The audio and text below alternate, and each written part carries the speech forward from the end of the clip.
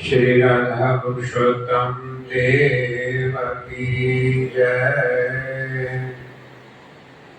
यं ब्रह्मा वरुणेन्द्र रुद्रमरुतस्तुन्वन्ति दिव्यैस्तवैः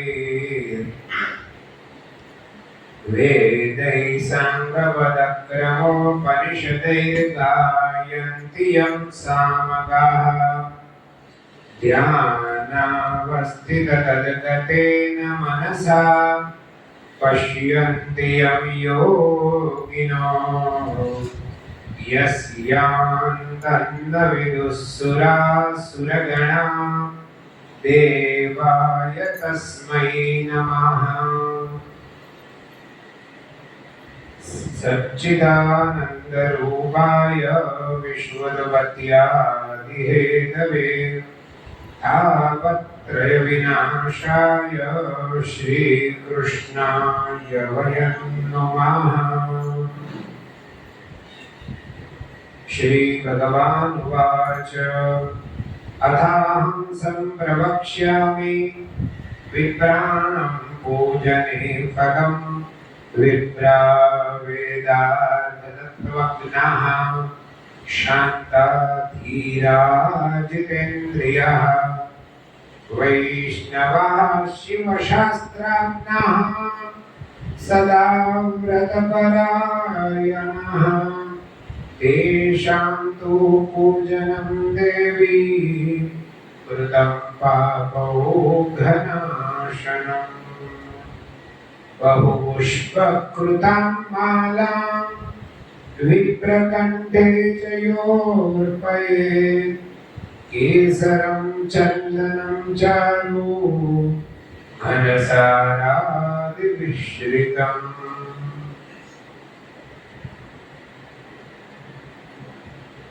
भगवान लक्ष्मीजीने આગળનું કથાનક કહે છે। શું કહે છે અને કયા સંદર્ભે કહેવાના છે એનું અનુસંધાન છે કે નથી?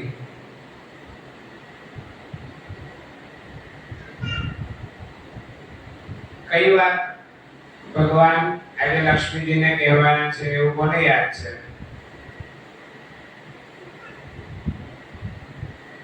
હું રોજ તમને પૂછું છું, તમે યાદ રાખવાનું, નહીંતર તમને આ કથા સાંભળવાનો આનંદ નહીં આવે। લક્ષ્મીજીએ ભગવાનને વિવિધ પ્રશ્નો પૂછ્યા કે અધિક માસમાં નાહવાથી શું ફળ મળે, પુસ્તકનું દાન આપવાથી શું ફળ મળે, સોનું આપવાથી શું દાન મળે, સત્પાત્રને દાન આપવાથી શું ફાયદો। આવા અનેક પુસ્તકો, વસ્તુઓ, વસ્ત્ર, પાત્ર, અધિક મહિનામાં સ્નાનથી શું ફળ મળે, દાનથી શું ફળ મળે, કઈ ભૂમિ પર દાન આપવું જોઈએ, આવા અનેક પ્રશ્નો પૂછ્યા। તેના જવાબમાં ભગવાન આગળ કહે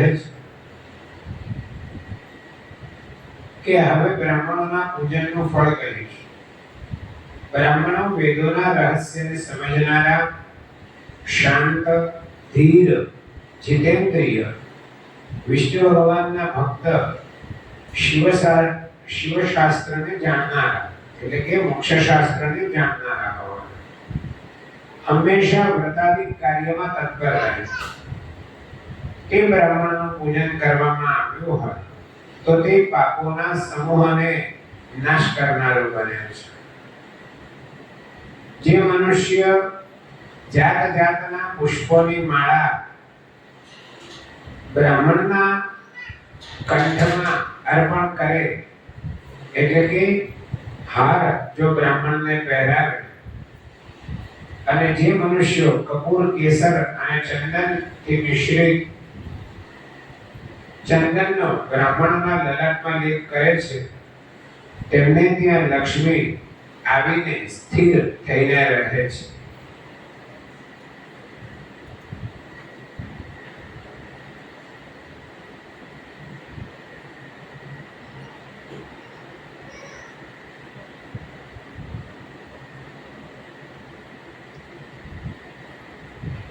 विप्रभागेषु लिम्बन्ते तेषां लक्ष्मी स्थिरा भवेत् अविद्यो वा सविद्यो वा ब्राह्मणो मामकीर्तनो। ब्राह्मणना कपाळમાં ચંદનનો લેપ કરવાથી એના ઘરે લક્ષ્મી સ્થિર બને છે। કેમ? તો કે અવિદ્યો વા સવિદ્યો વા બ્રાહ્મણો મામકીર્તનો।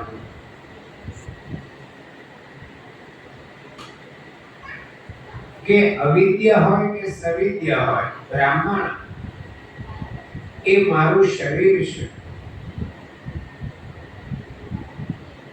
ભગવાને એમ કહ્યું કે કોઈ પણ બ્રાહ્મણ હોય એ અપૂज्य पूजनं पूज्य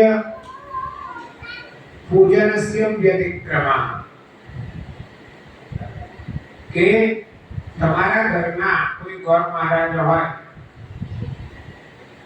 કોઈ ગામના ગોર મહારાજ હોય, એ વંશ પરંપરા રીતે એના દાદા કરતા હતા, પછી એના ફાધર કરતા હતા, પછી પણ કરે છે, પણ એને પાઠશાળામાં ભણ્યા નથી હોતા, તો એને બરાબર કદાચ કર્મનું જ્ઞાન નહીં હોય, તો એવું બને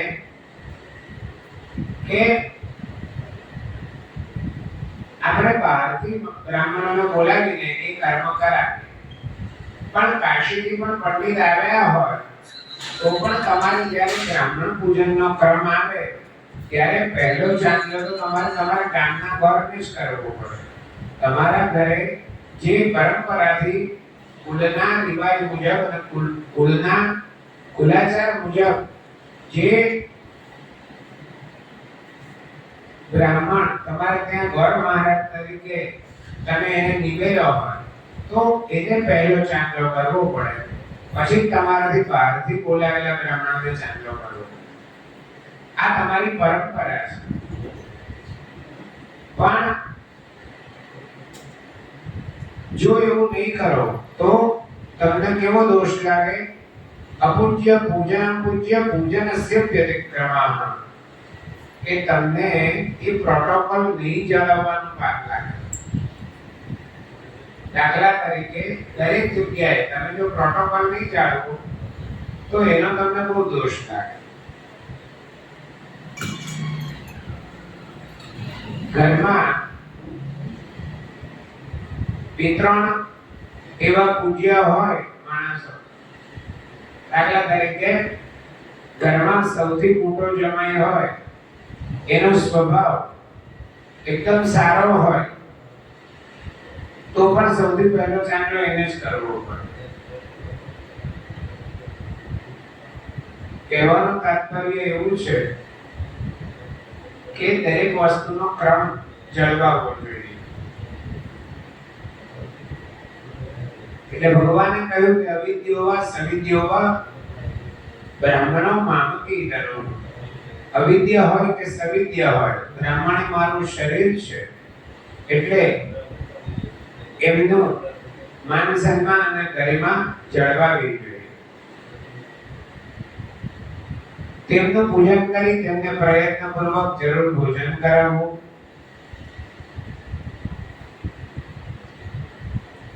અજ્ઞાની હોય એવા બ્રાહ્મણને કદી પણ દાન ના આપવું, જેથી સમુદ્રમાં નાખેલી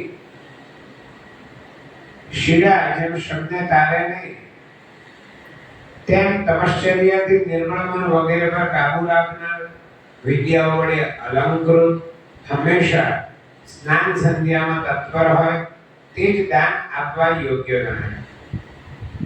તે બ્રાહ્મણોના ચરણનું જળ ત્રણ ભુવનને પવિત્ર કરે છે।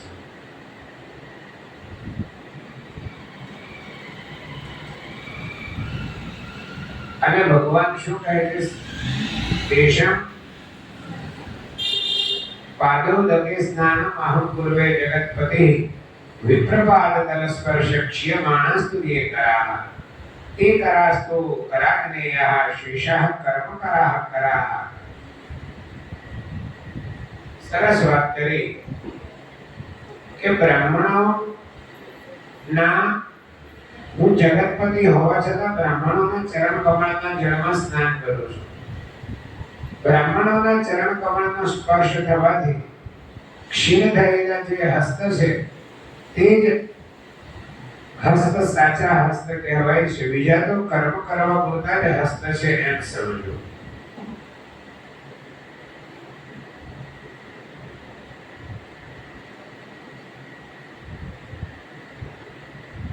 વિપ્રપાદ તનસ્પર્શ ક્ષીયમાણસ્તુ યે કરાઃ તે કરાસ્તુ કરાગ્નેયાઃ શેષાઃ કર્મ કરાઃ કરાઃ. કર એટલે હાથ.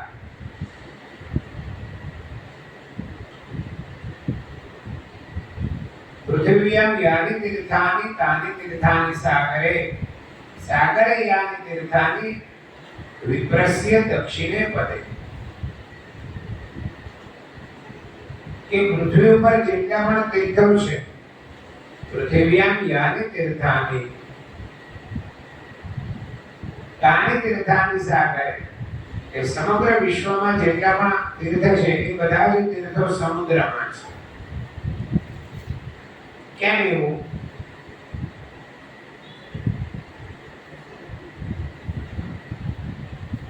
તો કે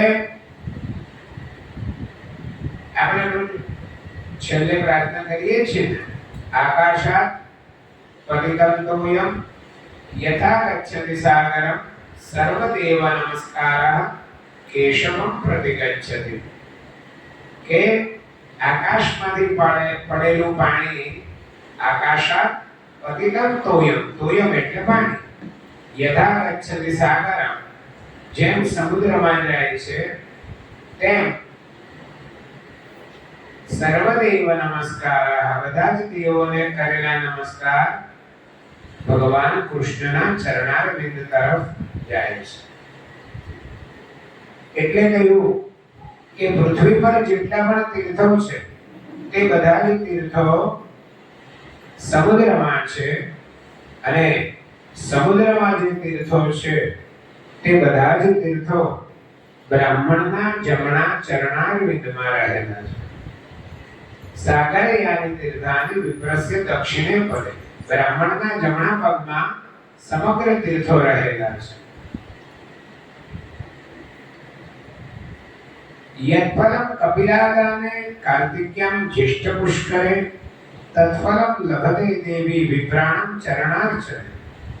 કાર્તિક મહિનાની એટલે કે કારતક મહિનાની પૂનમને દિવસે કપિલા ગાયનું દાન કરવાથી જે પુણ્ય મળે છે, જ્યેષ્ઠ મહિનામાં પુષ્કર રાજ્યમાં સ્નાન કરવાથી જે ફળ મળે છે એટલું જ ફળ બ્રાહ્મણના ચરણ પ્રક્ષાલન કરવાથી પ્રાપ્ત થાય છે.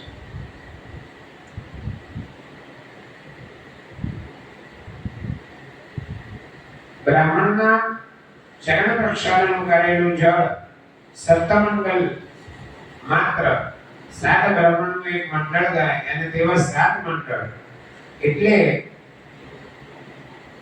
49 બ્રાહ્મણ તેઓનું ચરણ જો 7 દિવસ સુધી પીવામાં આવે તો એ પીનારો ગ્રહ પીડા, પ્રેત પીડા, બાધા વગેરેથી રહિત થાય તથા રોગથી પણ મુક્ત થાય છે.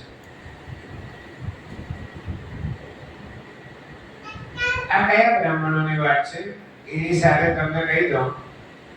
જે આગળ એના લક્ષણો બતાવે ને એવા બ્રાહ્મણો હોય તો દાન કરનારા બ્રાહ્મણોમાં 3 દાન, 3 કર્મ, ષટ કર્મ હોય: ભણવું અને ભણાવવું, દાન આપવું અને દાન લેવું, યજ્ઞ કરવો અને યજ્ઞ કરાવવો.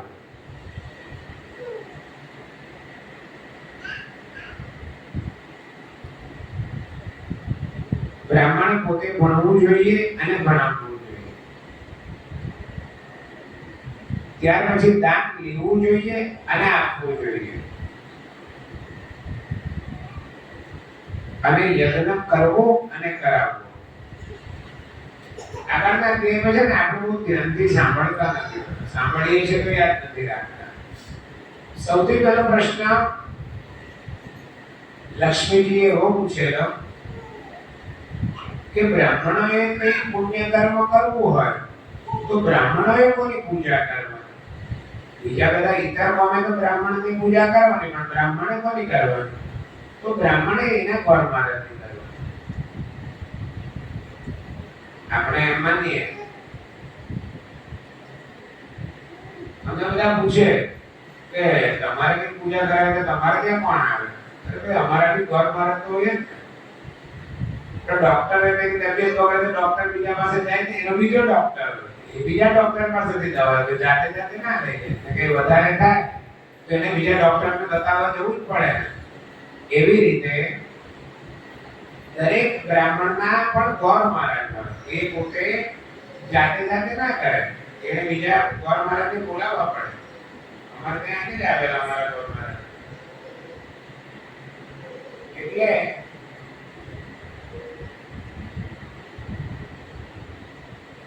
એ બ્રાહ્મણ કેવા હોવા જોઈએ?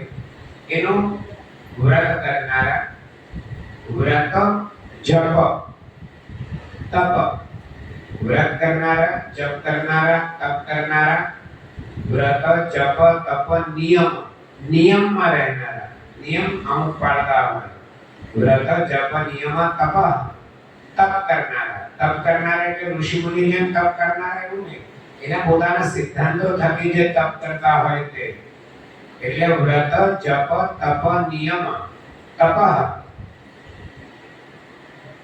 ઓમ વ્રત જપ નિયમ તપ સ્વાધ્યાય. સ્વાધ્યાય કરનારા હોય. સ્વાધ્યાય એટલે શું? સ્વાધ્યાય શબ્દ ક્યાં વધારે પ્રચલિત છે? સ્વાધ્યાયમાં ગયા છે એમ કે ને, ક્યાં પ્રચલિત છે? પાંડુરંગ શાસ્ત્રીનો જે આખો પરિવાર છે જેને સ્વાધ્યાય પરિવાર કહેવામાં આવે છે.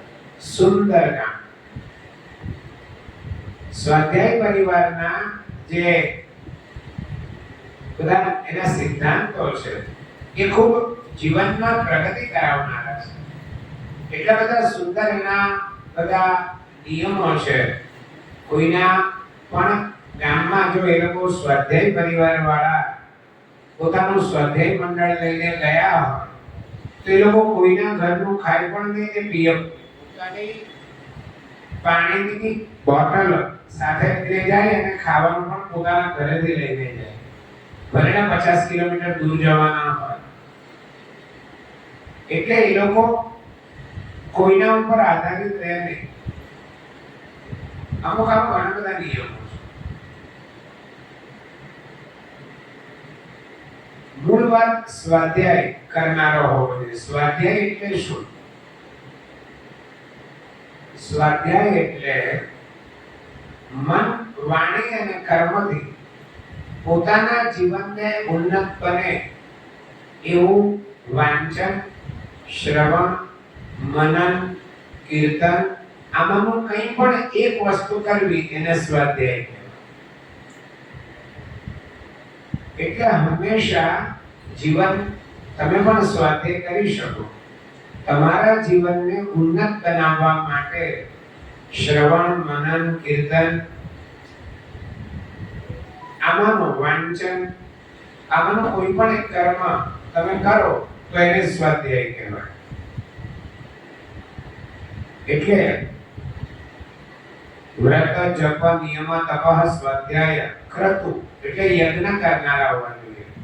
દમ એટલે સંયમી હોવા જોઈએ. દાન દાન કરનારા હોવા જોઈએ.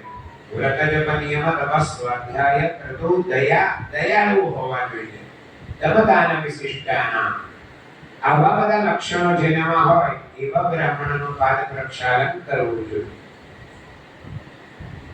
અને આગળ કહ્યું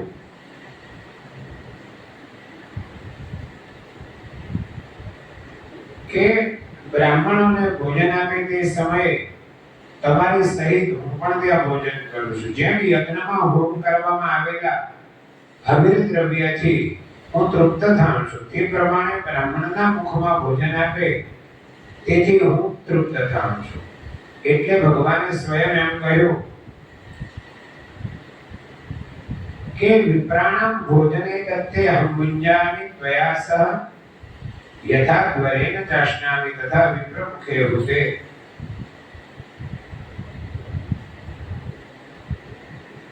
કે યજ્ઞમાં આહુતિ આપવાથી જેમ અગ્નિ તૃપ્ત થાય છે એમ બ્રાહ્મણના ભોજન બ્રાહ્મણ જ્યારે ભોજન કરે છે ત્યારે હું તૃપ્ત થાઉં છું.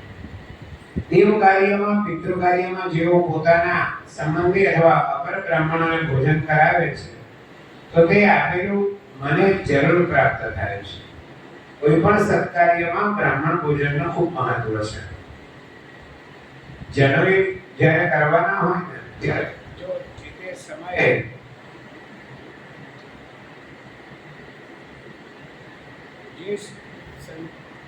જે તે સમયે જે સંસ્કાર થવા જોઈએ તે સમયે તે સંસ્કાર નહીં થાય તો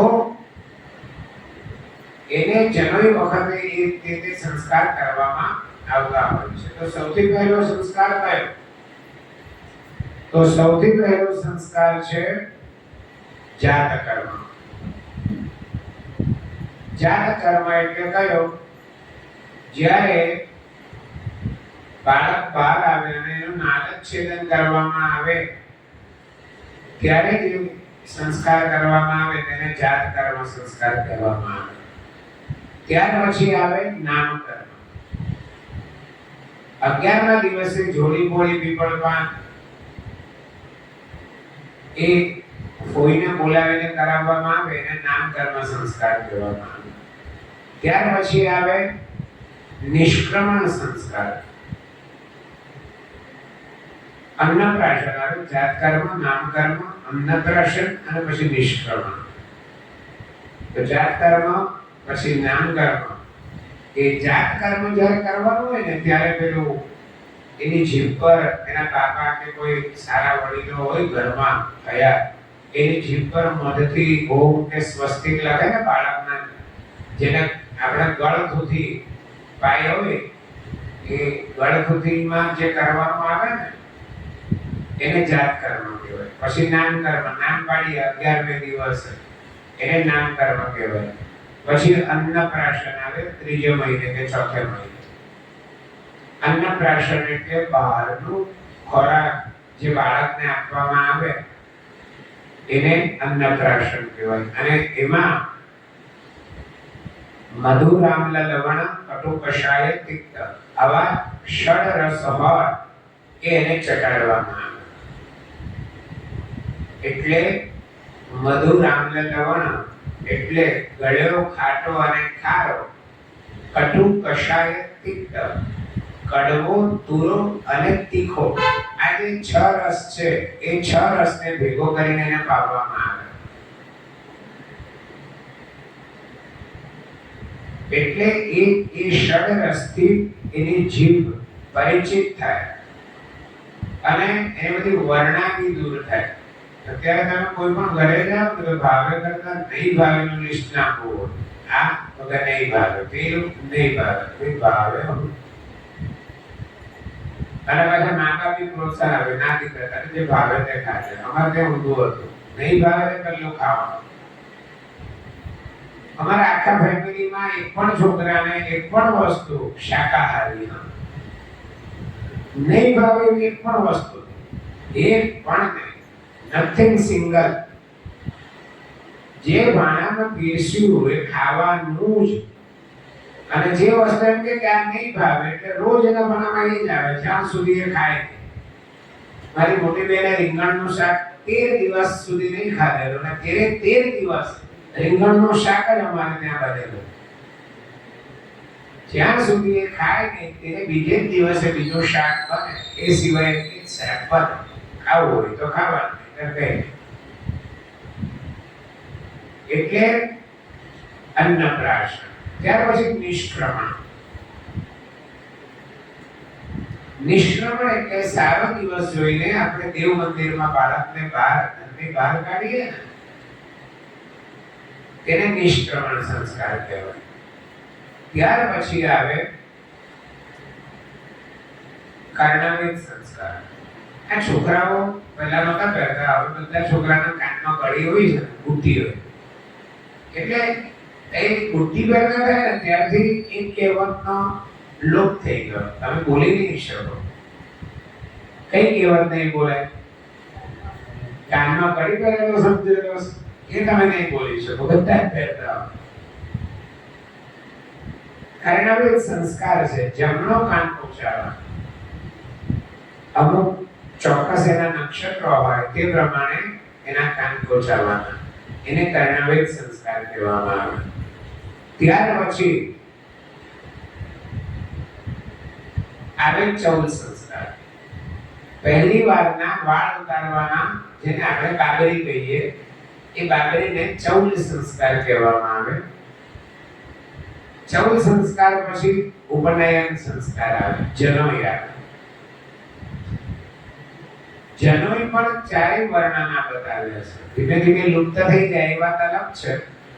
બાકી સનાતન હિન્દુ ધર્મમાં ચારે વર્ણ માટે જનોઈ બતાવ્યા છે.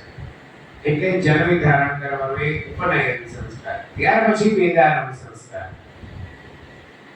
ઉપનયન સંસ્કાર થાય કે ગુરુકુળમાં ભણવા જાય અને ત્યાં ગુરુકુળમાં વેદ ભણવાનો આરંભ કરે, એ પણ એક સંસ્કાર છે. એટલે ત્યાં વેદારંભ સંસ્કાર થાય. વિદ્યારંભ સંસ્કાર કરવામાં આવે છે. કેટલાને ખબર છે વિદ્યારંભ સંસ્કાર થાય છે? એ કેટલાને ખબર છે?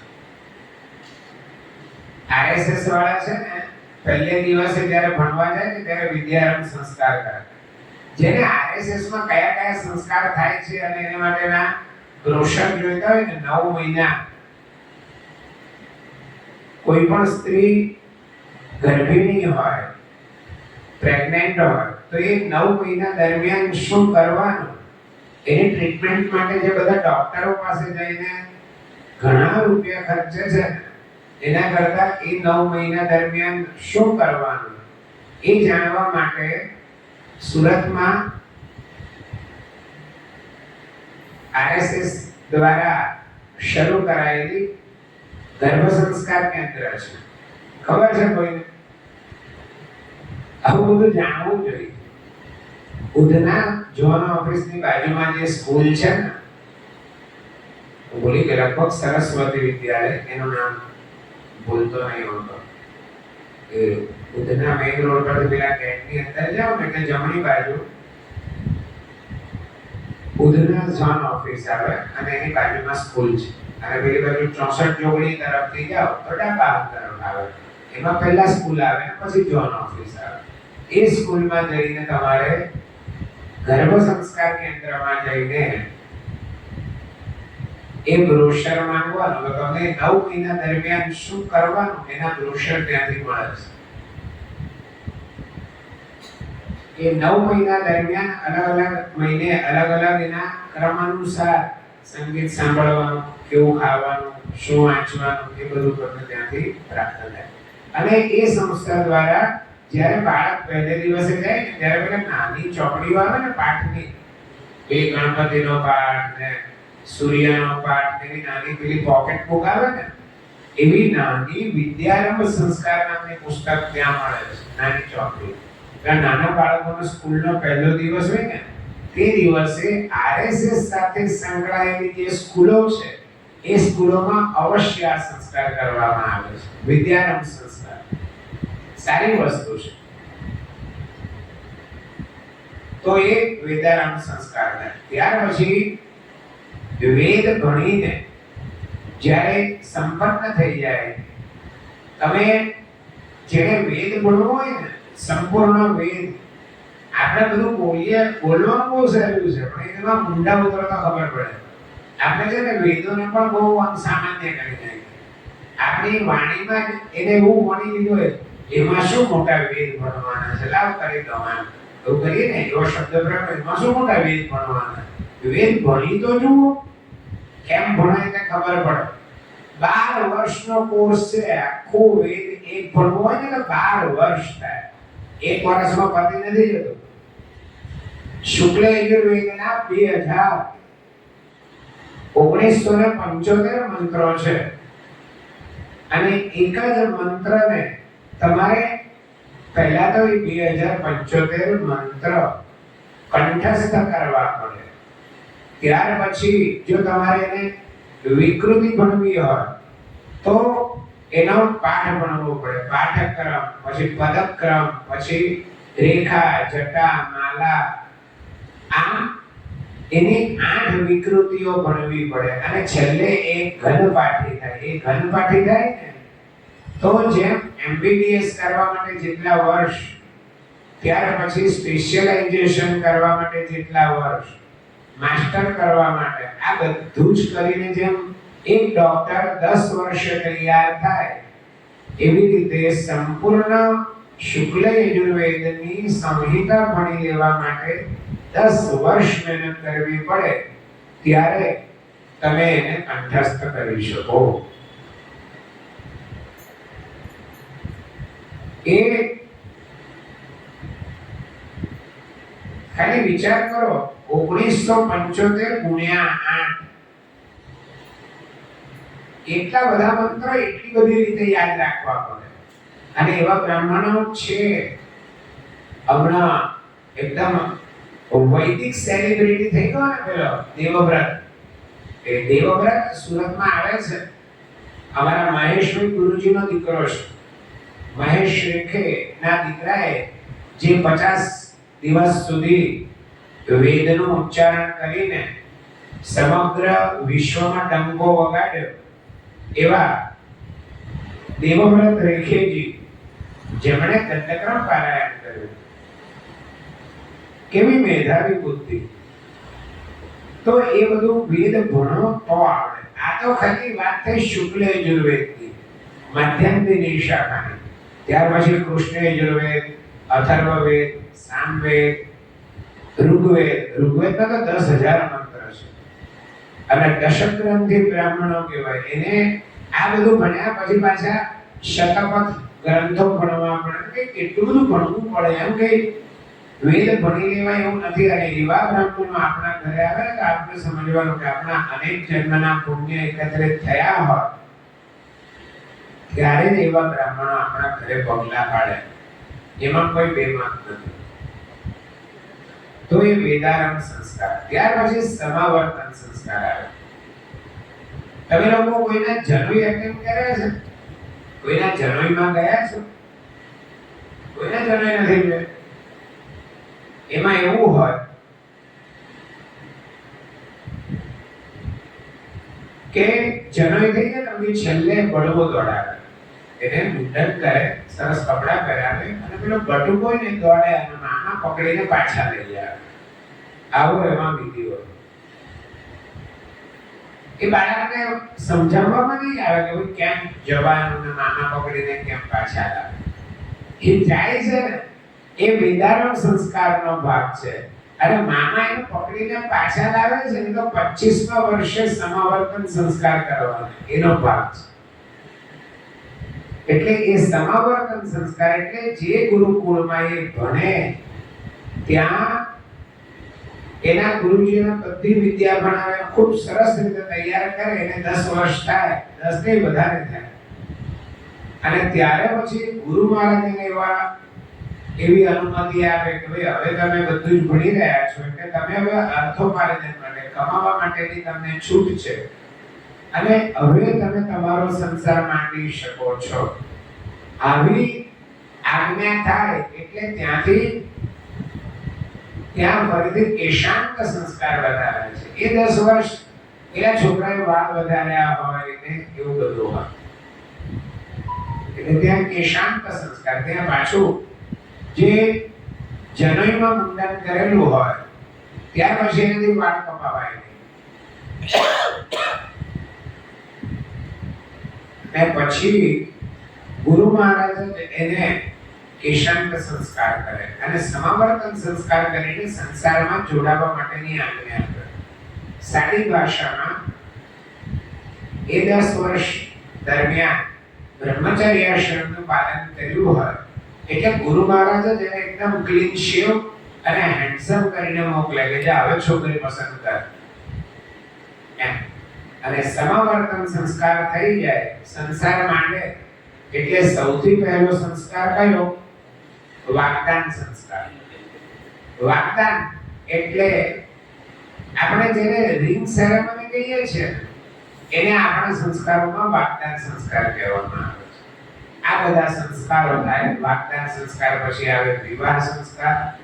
વિવાહ સંસ્કાર થાય પછી ચતુર્થી કર્મ.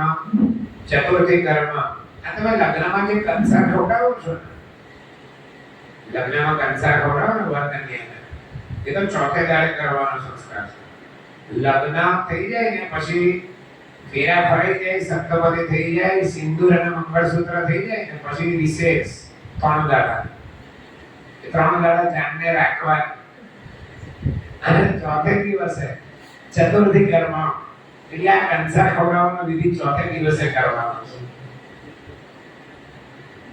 અથવા તો બીજે દિવસે એક રાત જાનને રાખવા અને બીજે દિવસે કરવામાં ચતુર્થી કર્મનો પ્રકાર છે. ત્યાર પછી એ આખા લગ્ન થઈ જાય પછી આવે ગર્ભાધાન સંસ્કાર. ગર્ભાધાન સંસ્કાર પછી આવે સીમંતોન્નયન સંસ્કાર. બસ પછી કોઈ સંસ્કાર બતાવ્યા નથી. સીમંતોન્નયન પછી પાછું પેલું સાયકલ ચાલુ થાય. સીમંતોન્નયન એટલે બાળકનો જન્મ થાય, પાછું જાત કર્મ, નામ કર્મ, અન્નપ્રાશન, નિષ્ક્રમણ આ બધું ચાલે. એટલે જાત કર્મથી જે જીવ, જે બાળકનો સંસ્કાર જાત કર્મથી શરૂ થાય એમાં સીમંતોન્નયન સંસ્કાર સ્ત્રીઓ માટે બતાવ્યા છે. અને 14 સંસ્કાર દીકરીના પણ કરી શકાય. પહેલી વખતના વાળ દીકરી હોય તો પણ તમે ઉતારી શકો એવું શાસ્ત્રમાં બતાવ્યું છે. તો આ બધા એના સંસ્કાર છે. એટલે આ આવી એ બ્રાહ્મણ કેમ પવિત્ર એને દ્વિજ કહેવામાં આવે. જન્મના જાયતે વિપ્રહ સંસ્કારાત દ્વિજ ઉચ્યતે. મેં દ્વિજ શબ્દનો અર્થ કીધેલો યાદ છે કોઈ? દ્વિજ શબ્દનો અર્થ કીધેલો કે નહીં કીધેલો? નથી કીધેલો. દ્વિજ એટલે બ્રાહ્મણના 2 જન્મ હોય. એક જન્મથી એ વિપ્ર કહેવાય, પણ સંસ્કારાત દ્વિજ ઉચ્યતે. એનો જન્મ થાય પછી એનો બીજો જન્મ કહેવાય. તો પછી એ ખરો બ્રાહ્મણ કહેવાય.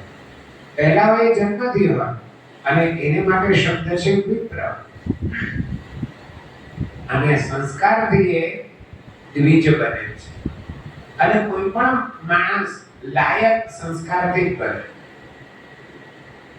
કોઈ પણ વસ્તુ પણ એ સંસ્કારથી જ લાયક બને. એનો ખરો ઉપયોગ એનામાં સંસ્કારોનું સિંચન હોવું જોઈએ. એનો જીવતો જાગતો દાખલો, ચોખા તમે કેવી રીતે ખાઓ? કાચા તો બાફીને ખાઓ, અથવા કોઈ પણ બીજા પ્રોસેસ કરીને ખાવા લાયક બનાવો. એ જે ખાવા લાયક બનાવવાનો પ્રોસેસ છે ને એ જ સંસ્કાર છે. અને સાદો ભાત કે કાચા ચોખા આપણે ખાતા નથી, કુકરમાં બાફીને પછી આપણે એને ખાવા લાયક બનાવીએ. તે કુકરમાં જે બફાયા ને એ ચોખાના સંસ્કાર છે. એને ચોખાના સંસ્કાર થયેલા કહેવાય. એટલે સંસ્કરોતિ ઇતિ સંસ્કારા અને સંસ્કરોતિ ઇતિ સંસ્કૃતા. જે માણસને સારો કરે ને તેને સંસ્કાર કહેવાય. સંસ્કરોતિ. તો એ બધા સંસ્કાર થયા પછી આ સંસ્કારોનો ક્રમ પૂર્ણ થયો. દેવ કાર્યમાં, પિતૃ કાર્યમાં જેઓ પોતાના સંબંધી અથવા અપર બ્રાહ્મણોને ભોજન કરાવે છે તો તે આપેલું મને જરૂર પ્રાપ્ત થાય છે. પૃથ્વી પર બ્રાહ્મણ સમાન પવિત્ર કરનારું બીજું કંઈ નથી. કારણ જેમના દર્શન માત્રથી બધા શુદ્ધ થાય છે. બ્રાહ્મણોએ ફરતું પાવન કરનારું, સર્વ મનોરથ પૂર્ણ કરનારું તીર્થ છે. બ્રાહ્મણા જંગમં તીર્થં પાવનં સર્વકાર્મિકં યેષાં વાક્યોદકેનૈવ શુદ્ધન્તે મલિનો જનાઃ.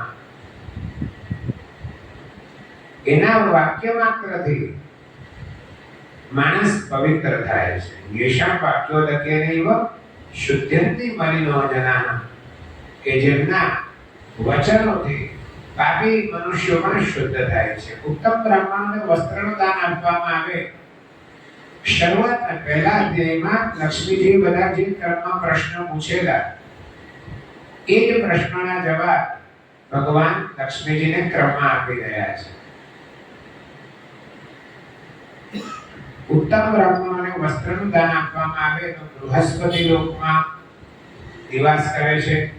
બ્રાહ્મણોને અલંકાર આપે તો અપ્સરા લોકમાં જાય છે. બ્રાહ્મણોને સઘળી વસ્તુ સહિત ઘરનું દાન આપે તો તે સ્વર્ગનું સુખ ભોગવી વૈકુંઠ લોકમાં વાસ કરે છે. આપણને એમ થાય કે ભાઈ એવું ઘરનું દાન તો કોણ કરે? હજી ઘરનું દાન કરનારા લોકો જગતમાં પડ્યા છે. બ્રાહ્મણના ખૂબ ખરા. ભૂમિ દાન કરનારા લોકો આજની ઘડીએ પણ છે.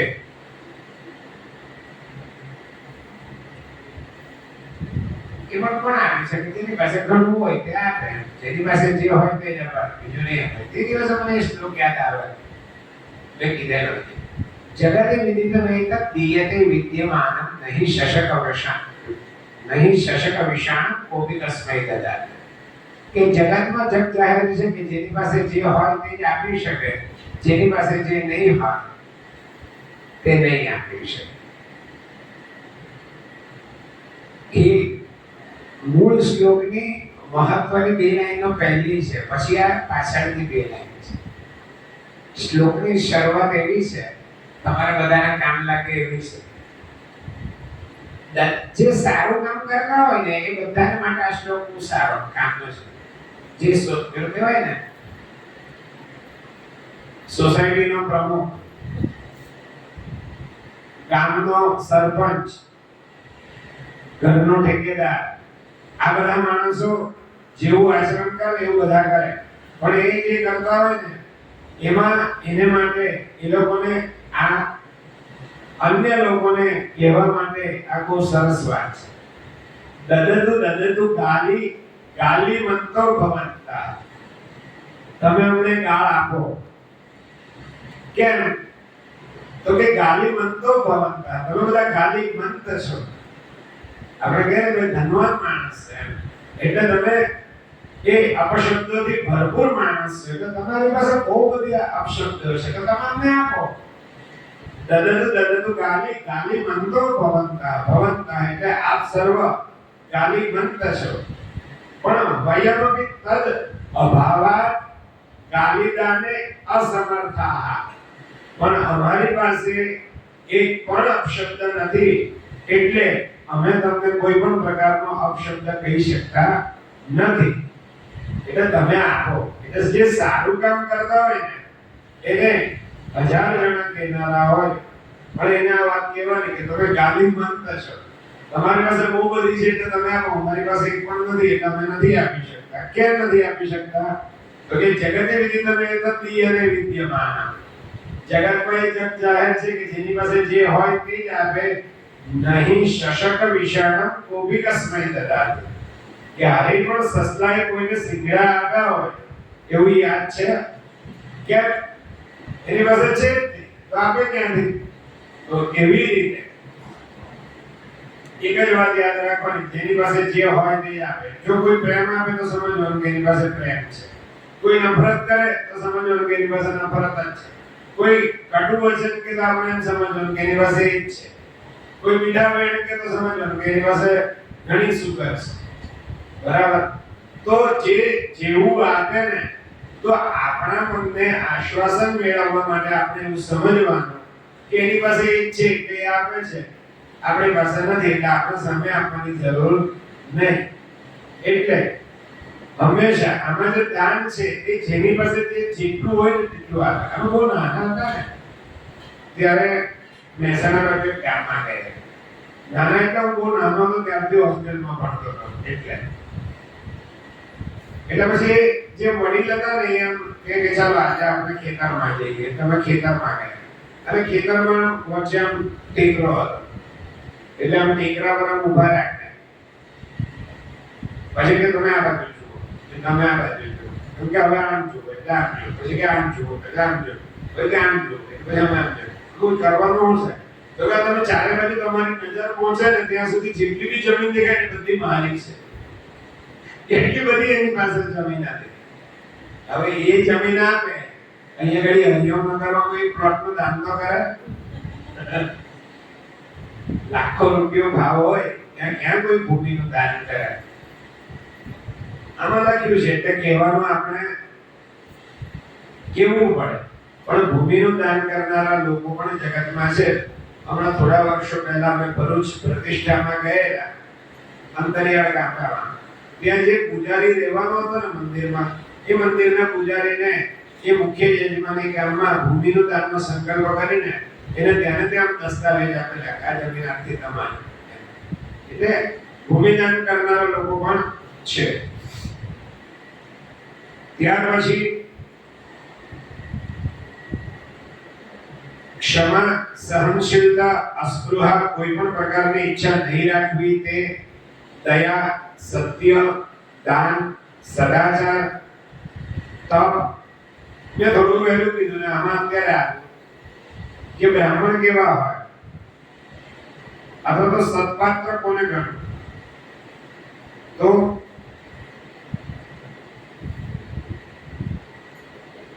ક્ષમા સ્પૃહા દયા સત્યમ દાનમ શીલમ તપઃ શ્રુતમ એતદષ્ટાંગમ ઉદ્દિષ્ટમ પરમં પાત્ર લક્ષણમ કે ભાઈ દાન આપવું કોને કેવા માણસને તો કેવા બ્રાહ્મણને દાન આપવું તો એ 8 વસ્તુ એનામાં હોવી જોઈએ સૌથી પહેલા તો ક્ષમા હોવી જોઈએ સહનશીલ હોવો જોઈએ અસ્પૃહા કોઈ પણ પ્રકારની ઈચ્છા નહીં રાખવી તે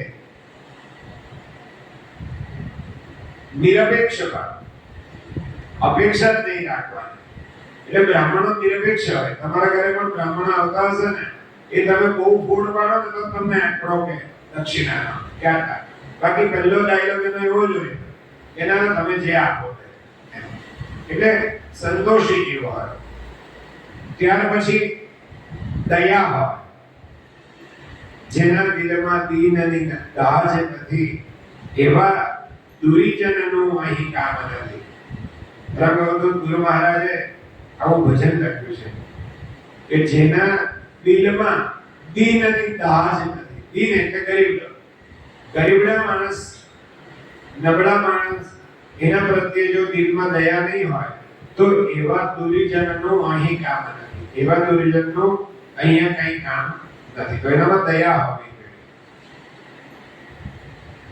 ત્યાર પછી સત્ય જૂઠું બોલતો નહીં હોવો જોઈએ દાન આપનારો અને લેનારો હોવો જોઈએ સદાચારી હોવો જોઈએ તપ કરનારો હોવો જોઈએ શાસ્ત્રનો અભ્યાસ કરનારો આ અષ્ટાંગ હોય આ બધા તો એને ઉત્તમ પાત્ર ગણવામાં આવ્યું છે અને દાન એટલે શું મેં તમને આગળ કીધેલું કે નહીં કે સંકલ્પ કરીને બ્રાહ્મણને આપવામાં જે આવે ને એટલી પ્રક્રિયાને દાન કહેવામાં આવે છે બાકી બધું ધર્મ આધાર એમ સમજવું વેદ વેદતા હોય તે સત્પાત્ર ગણાય તપશ્ચર્યા કરનાર હોય તે સત્પાત્ર ગણાય અને જેમાં કોઈ પણ પ્રકારનો દોષ નહીં હોય તે સત્પાત્ર ગણાય અને તે સત્પાત્ર સંસાર સમુદ્રને તરાવી જવા સમર્થ છે એટલે આવા વ્યક્તિઓને એને દાન આપી શકાય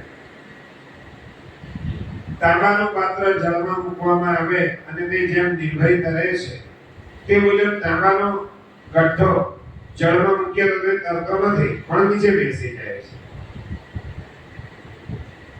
જેના વડે મનુષ્ય જીવી શકે છે એવા પોતે કષ્ટ સહન કરી મેળવેલા ધનનો વૃદ્ધિની સારી રીતે પરીક્ષા કરી સુપાત્રમાં વિનિયોગ કરવો જોઈએ સ્વકષ્ટો પાર્જિત ધનેન આવો શબ્દ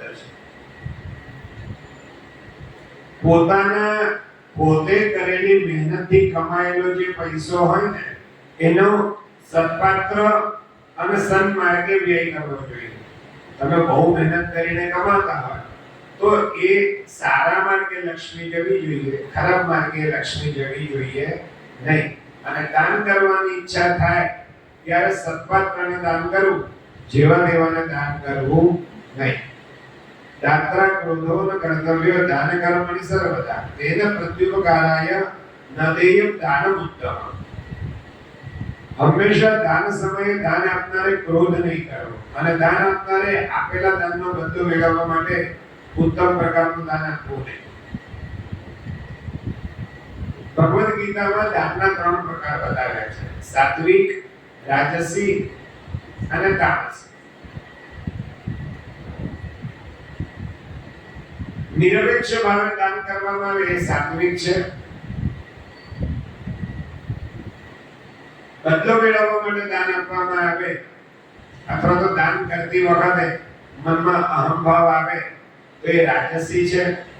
અને સત્પાત્ર હોવા છતાં સ્થળ, દેશ, કાલ, સ્થળ અને સત્પાત્ર જોયા વગર જેને તેને દાન આપી દે એ તામસી દાન ગણાય છે. દાનના ઘણા બધા પ્રકારો છે, એની પદ્ધતિ છે. એક ખૂબ સુંદર લૌકિક વાત એવી પણ છે કે દાન આપતી વખતે દાન આપનારની સામે દ્રષ્ટિ નહીં મેળવવી જોઈએ. કેમ? ખૂબ મોટું દાન હોય તો વાત છે. તમને લેનારની આંખમાં રહેલો ભાવ જો તમે જોઈ જાઓ તો તમને દાન કરવાનું આંશિક અહમ મનમાં આવે. એટલે પેલા દાન આપનારની આંખમાં નહીં જોવાનું.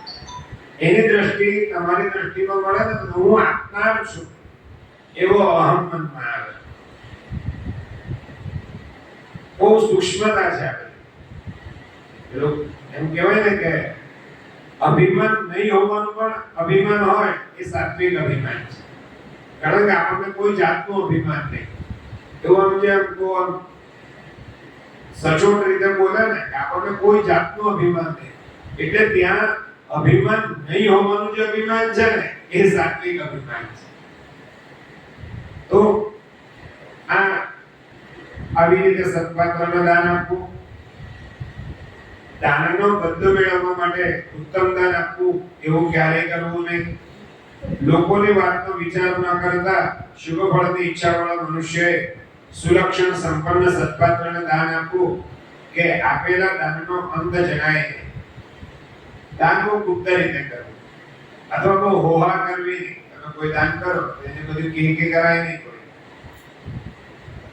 ત્યાર પછી ગૌરક્ષણનું કામ કરનારા, વેપાર કરનારા, શિલ્પીનું કામ કરનારા, ભાટચારણ વગેરેનું કામ કરનારા, નોકરી ચાકરી કરનારા અને વ્યાજ ઉપજાવી પોતાનું જીવન ચલાવનારા બ્રાહ્મણોને દાન અપાય છે.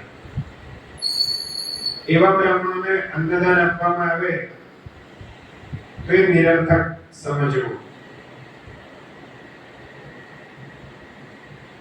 જો આગળ મેં કીધું તો તમને એ સંન્યાસીને ભગવાનના સિવાયનું કાચું અન્ન આપવું નહીં. એને જમાડી દેવો પણ કાચું અન્ન સંન્યાસીને અપાય નહીં. કારણ કે તેના હાથમાં ગયેલું દ્રવ્ય દાન આપનારને નરકમાં લઈ જાય છે. એને પૈસા નહીં અપાય અને એને અન્ન નહીં અપાય. એને જમાડી દેવાય. વસ્ત્ર અપાય, વસ્તુ અપાય પણ પૈસા અને અન્ન ના અપાય. ચાલુ દાન આપવા માટે મેં સત્પાત્ર ગયા. હવે પછી ગૌદાનનું ફળ કહીશ.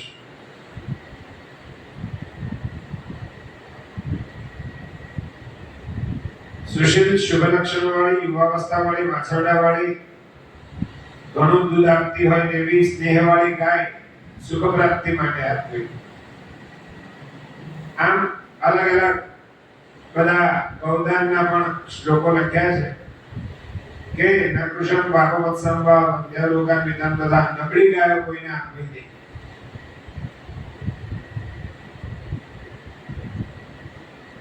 હવે તો બધાને બધી ખબર હોય. જ્યારે કોઈને કશી ખબર નથી પડતી ત્યારે અમારા એક પ્રદેશમાં ફરવા ગયા અને ત્યાં એક આશ્રમમાં ગયા. અને આશ્રમમાં ઓલમોસ્ટ બધી ગાયો અને ખુલ્લી ફરતી હતી. આમ જોઈને પ્રસન્ન થઈ ગયા કે આપણે પણ ગૌદાન કરવું છે. નબળો સામાન્ય માણસ પણ એની ઈચ્છા થઈ ગઈ. એટલે ત્યાં બાપુને, આશ્રમના બાપુને પૂછ્યું કે બાપુ મારે ગૌદાન કરવું છે, તમે સ્વીકારો?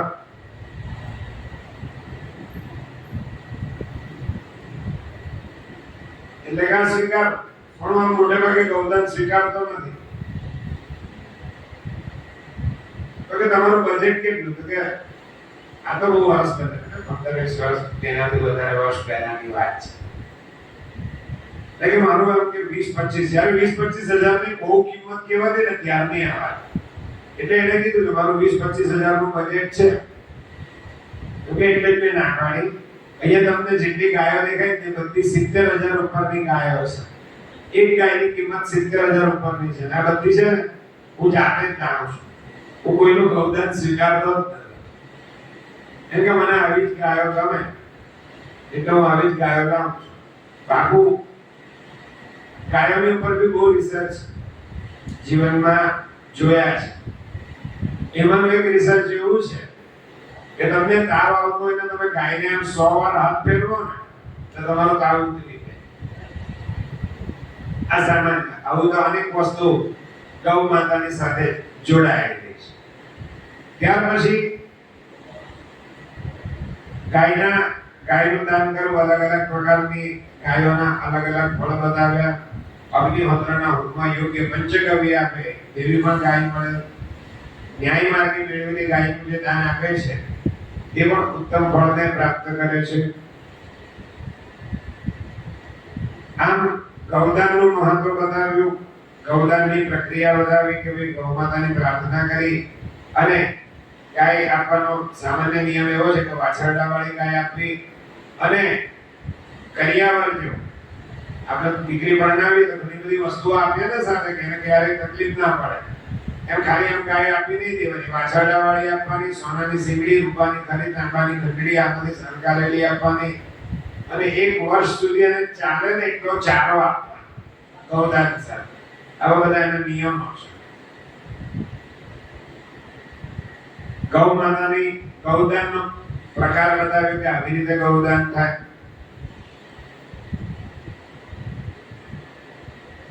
અને એ ગૌદાન મને હસુ એટલા માટે આવે છે કે કદાચ તમારામાંથી કોઈને એમ થાય કે ગૌદાન કરવું છે તો હું લેવા તૈયાર છું. પણ કઈ પેલી પુન્નુલ ગાય બરાબર, કોઈને દાન કરવી હોય ઈચ્છા થઈ જાય તો મારો સંપર્ક કરજો. પેલી તમે એમપી પર જુઓ છો ને ફેસબુક પર આવે છે બટકી બટકી ગાય એવી.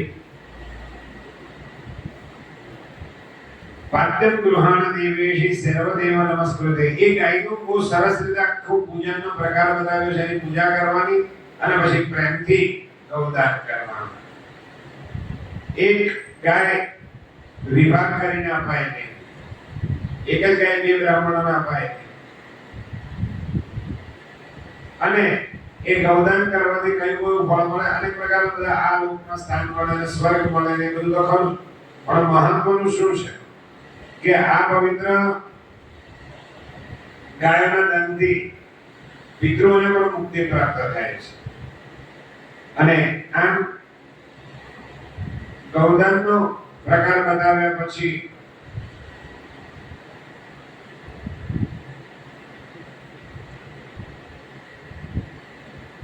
ગાયોમાં કયા કયા દેવો રહેલા છે તેનો ઉલ્લેખ કરેલો છે. એટલે ગાય કેમ પવિત્ર એ અંગી પરથી આપણને ખબર પડે. પ્રથમ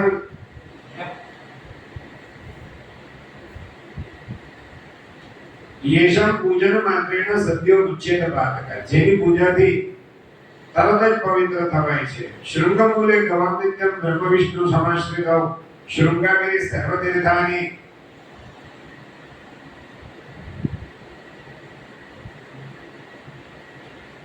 સ્થાવરાણી ચરાણી ચ શિરોમધ્યે મહાદેવ સ્થિતસ્તમ પૂજયત મુદા લલાટાગ્રે સ્થિતા દેવી નાસિકાગ્રે ચ ષણ્મુખા.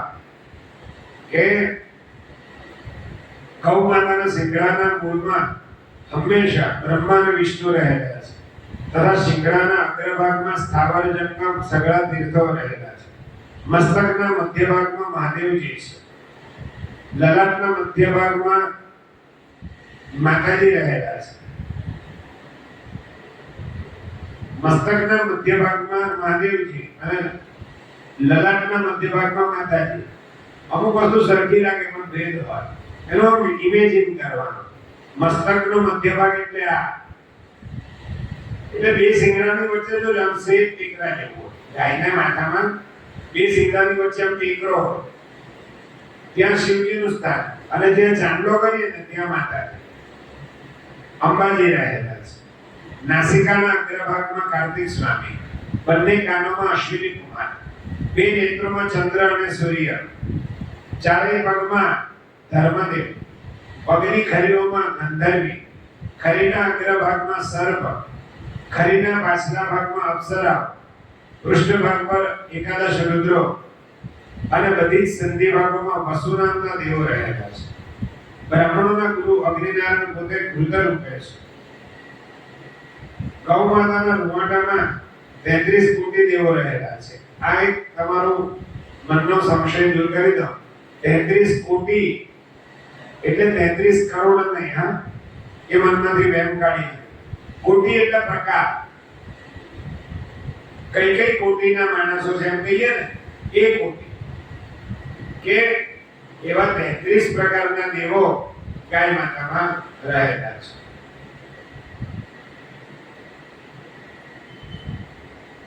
પર્વત સહિત અને વન સહિત પૃથ્વી ગૌ માતાના હૃદયમાં રહેલા છે. ગૌ માતાના 4 આંચળો છે તે 4 સમુદ્રો છે. ગાયોના ઉદરમાં બ્રહ્માંડ છે. ગૌમૂત્રમાં સાક્ષાત ગંગાજી છે.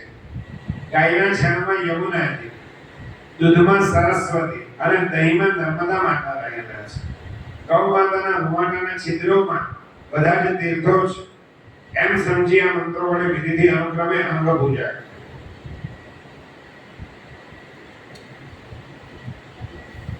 આમ ગાયોને નમસ્કાર કરી આ મુજબની પ્રાર્થના. શું પ્રાર્થના કરવાની? કે નમસ્તે સર્વભાવગ્ને, નમસ્તે મુક્તિદાયિની, નમસ્તે સર્વકલ્યાણી, નમસ્તે દેવવલ્લભે.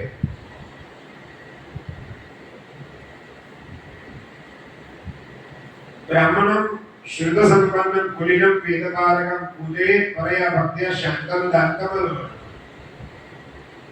આ મુજબની પ્રાર્થના કર્યા બાદ શાસ્ત્ર સંપન્ન કુળવાન વેદવિદ્તા શાંત જીતેન્દ્રિય એવા બ્રાહ્મણની પણ પૂજા કરવી. સંકલ્પ કરી ગાયનું દાન આપતી વખતે કહેવું કે આ ગૌ માતા હું તમને આપીશ કે જે સ્વર્ગ, મૃત્યુ અને પાતાળની માતા છે.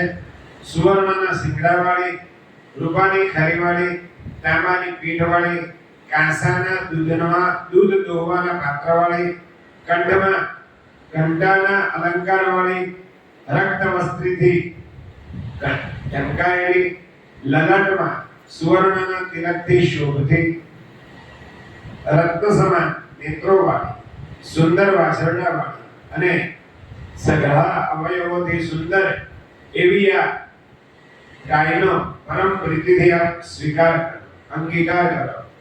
આ દાનથી પરમાત્મા પ્રસન્ન થાવ. આમ આ બધી વાતો કરીને ત્યાર પછી બ્રાહ્મણ સહિત ગૌ માતાની પાછળ થોડે દૂર સુધી જઈ 1 માસ સુધી, આમાં 1 માસ લખ્યું છે, 1 મહિના સુધી ચાલે એટલું ઘાસ તથા અન્ન બ્રાહ્મણને તે દિવસે આપવું. મલમાસનું વ્રત કરીને જે મનુષ્ય બ્રાહ્મણને ગૌદાન આપે છે તે પુણ્યના પ્રભાવે મનુષ્ય સ્વર્ગમાં જાય છે. આ આખો દાન, તમામ પ્રકારના દાનોથી શું પુણ્ય પ્રાપ્ત થાય છે તેની સમજણ માટેનો આ અધ્યાય હતો. આ બધાની સાથે એક વ્યુત્પત્તિ હોવી જોઈએ. વ્યુત્પત્તિ એટલે મનમાં બધી આ કથા સાંભળો તો મનમાં કઈ પ્રશ્ન થાય તમને, એ પૂછાય. તમને કઈ મનમાં પ્રશ્ન થાય ને કે તમે આજે આવું કહ્યું તો મને ખાનગીમાં મને જવાબ નહીં આવડતો હોય તો તમને પાપ લાગશે. આમાં આવેલું ને કારણ કે એકાંતમાં પ્રશ્ન પૂછાય. એકાંતમાં એટલે બધા નહીં હોય ત્યારે કે તમે શાસ્ત્રીજી આજે આ કહ્યું એનું શું અર્થ થાય અથવા એમાં શું સમજવું. જાહેરમાં શ્રોતાઓથી પ્રશ્ન પૂછાય તો આ બધા દાન કરીએ તો મનમાં એવો પ્રશ્ન આવે કે સ્વર્ગ મળે, આ મળે, તે મળે, એવું બધું આમાં એનું ફળ લખ્યું હોય તો જોવા ખબર કેવી રીતે કરવા કે મળ્યું છે. અથવા તો બીજી રીતે આ પ્રશ્નને જુદી રીતે કે તમને કોઈ દિવસ એવો પ્રશ્ન થાય કે આપણે ભગવાનનું આટલું બધું કરીએ છીએ તો ભગવાન સાંભળતો હશે એવો પ્રશ્ન થાય મનમાં? કેમ તમારા ભગવાન સાંભળે છે એવા કઈ સમાચાર આવ્યા? શ્રદ્ધા, આપણને ભગવાન પ્રત્યે એવી શ્રદ્ધા, પણ કદાચ એવો પ્રશ્ન થતો હોય ને આપણને ભગવાન સાંભળે કે કેમ એવી શ્રદ્ધા રૂપી કોઈ વિષય મનમાં આવે ને તો એનો જવાબ જુદી રીતે છે કે તમે બધા ટીવી જોવા બેસો તો હાથમાં શું હોય? રિમોટ હોય ને, અને ટીવી ઓછીનું બંધ થઈ જાય કોઈ પણ કારણસર, અને હાથમાં રિમોટ હોય તો સૌથી પહેલી તમારી પ્રતિક્રિયા શું હોય? રિમોટ ઠોકો ને, જ્યારે રિમોટ નો જરાય વાંક ના હોય તો પણ 3 વાર તમે જોર જોરમાં ઠોકો. એનું કારણ ટીવી તમે જોવા નહીં જાઓ, પહેલા તમે આમ રિમોટ ઠોકો, કારણ કે તમને પૂરો વિશ્વાસ છે, પૂરી શ્રદ્ધા છે કે રિમોટમાં જ પ્રોબ્લેમ હશે, ટીવી તો હારું જ છે. એવી રીતે જ્યારે ભગવાનની પ્રાર્થના કરો ને, ભગવાનને દીવો અગરબત્તી પાઠ પૂજા કરો ને, ત્યારે તમને તમારામાં શ્રદ્ધા હોવી જોઈએ. ભગવાન પર પછી હશે તો ચાલશે, પહેલા તમને તમારામાં વિશ્વાસ હોવો જોઈએ કે હું બોલું એટલે તો સાંભળે છે કે ના સાંભળે. તમારામાં શ્રદ્ધા હોવી જોઈએ કે હું બોલું એટલે તો ભગવાન સાંભળે જ નહીં, કેમ સાંભળે? કરવું જ પડે, ના કેમ કરો? એટલે ભગવાન તો સાંભળે. એક જગ્યાએ એવું સરસ વાક્ય એક ચિંતકે લખ્યું છે કે ભગવાન પહેરો હશે ને તો ભક્ત ચોક્કસ બોબડો હશે, કારણ કે ભગવાન પહેરો હોય જ નહીં. મને દ્રષ્ટાંત યાદ આવ્યું છે ભગવાન ને ભક્ત વચ્ચેનું, આવતા બે અધ્યાયમાં કહીશ. ખૂબ સરસ સમજવા જેવું. મૂળ વાત કે આ બધા દાન, ગૌદાન વગેરે આપવાથી માણસને અનંત સુખ પ્રાપ્ત થાય છે. દાનમ ભોગો નાશઃ તિસરો ગતયો ભવંતિ વિત્તસ્ય યો ન દદાતિ ન ભુંક્તે તસ્ય તૃતીયા ગતિર ભવતિ. ધનને જવાના 3 જ માર્ગ છે: દાન, ભોગ અને નાશ. ક્યાં તો દાન આપવાનું, ક્યાં તો ભોગવવાનું. યો ન દદાતિ ન ભુંક્તે, જે આપતો પણ નથી અને ભોગવતો પણ નથી, તસ્ય તૃતીયા ગતિર ભવતિ. એની ત્રીજી ગતિ થાય છે. કઈ? તો કે નાશ. બેંક સુઈ જાય, શેર સટ્ટામાં નીચે આવી જાય, આવું બધું થાય. એટલે ક્યાં તો ભગવાને આપ્યું હોય તો દાન કરવાનું, ક્યાં તો પ્રેમથી ભોગવવાનું, પણ સારા માર્ગે ભોગવવાનું. આ બધી વાતો કરીને ભગવાને લક્ષ્મીજીને અંતે કહ્યું કે આ અંતે સાંભળી ને કોઈ પણ મનુષ્ય, સ્ત્રી પુરુષ, સ્ત્રી હોય કે પુરુષ હોય, એ આયુષ્ય, કીર્તિ, ધન, વિદ્યા, ઉત્તમ પ્રકારની બુદ્ધિ અને અનન્ય ભક્તિ પ્રાપ્ત કરે છે. આ આયુ, કીર્તિ, ધનમ, વિદ્યા, પ્રજ્ઞા, ભક્તિ સનાતની પ્રાપ્નોતિ સ્ત્રી નરો વાપી શ્રુત્વા ધ્યાયમિમં રમે. જય જય શ્રી પુરાણ સંહિતાય પુરુષોત્તમ મહાત્મ્યે ગૌદાન નિરૂપણમ નામ પંચદશઃ. શ્રી કૃષ્ણાર્પણમસ્તુ. વસુદેવ સુતં દેવં કંસચાણૂરમર્દનમ દેવકી પરમાનંદમ કૃષ્ણં વંદે જગદ્ગુરું. આપદામપહર્તારં દાતારં સર્વસંપદાં. લોકાભિરામં શ્રીરામં ભૂયો ભૂયો નમામ્યહં. શ્રી ગોવર્ધન નાથ કી જય. કૃષ્ણ કનૈયા લાલ કી જય. ગો શ્રી